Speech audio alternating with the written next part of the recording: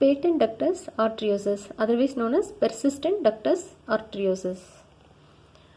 In fetal life, blood from the pulmonary artery does not go to lungs but flows into the aorta through a communication called ductus arteriosus. Ductus closes soon after birth. The ductus fails to close, a condition known as PDA, patent ductus arteriosus.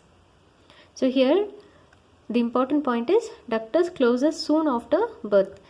If it is persistent, it is known as patent ductus arteriosus.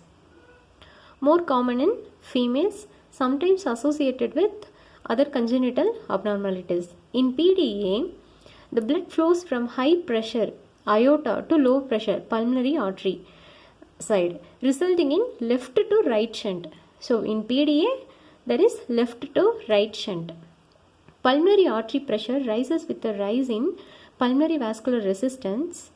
As the pressure in pulmonary artery exceeds that of aorta, right to left shunting occurs. The blood flow reverses. Here the condition is known as Eisenmenger syndrome.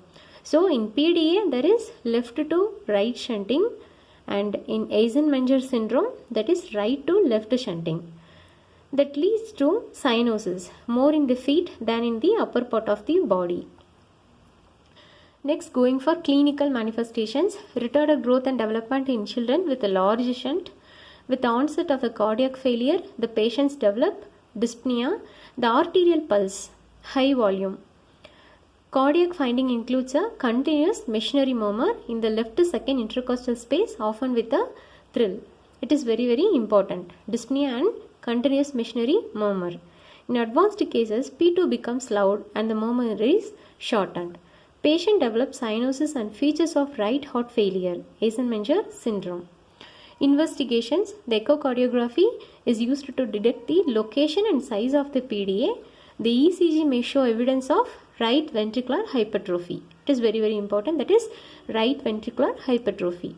Chest X-ray reveals pulmonary plethora and enlargement of the heart. Then that is important, management.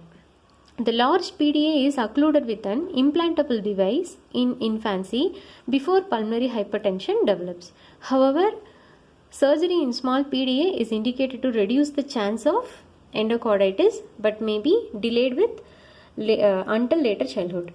So, it is very, very important, that is prostaglandin synthetase inhibitor. Example, ibuprofen and indomethacin may include closure in the first week of life if there is no intrinsic abnormality of ductus. So in management, one is implantable device and another one is prostaglandin synthetase inhibitor in first week of life to closure of the PDA.